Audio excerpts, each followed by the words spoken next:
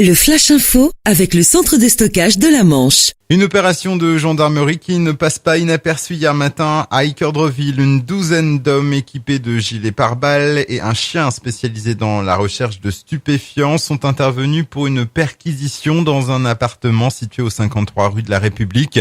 Au moins une personne a été interpellée et placée en garde à vue. On ne sait pour l'heure s'il y a eu des saisies. Le parquet ne communique pas pour l'instant.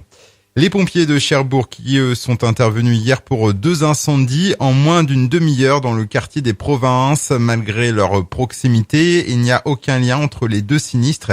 Le premier aurait pour origine une casserole laissée sur le feu. Dans le second cas, ce sont des enfants qui jouaient avec un briquet et qui ont mis le feu à une poubelle. 4 personnes ont été légèrement intoxiquées et évacuées vers les urgences de Pasteur. Des inscriptions islamophobes mises au jour hier sur plusieurs murs de l'école d'ingénieurs de Cherbourg. Une enquête a été ouverte par la police. Des services de police qui ont noté une recrudescence des tags anti-islam dans l'agglomération depuis plusieurs semaines.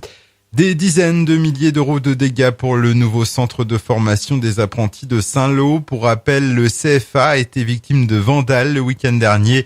Des individus qui sont entrés à l'intérieur de l'établissement et ont brisé des vitres. Ils s'en sont pris aussi à du matériel informatique, du matériel de bureau, mais aussi des voitures. Pour autant, la rentrée n'est pas remise en cause. Une enquête a été ouverte.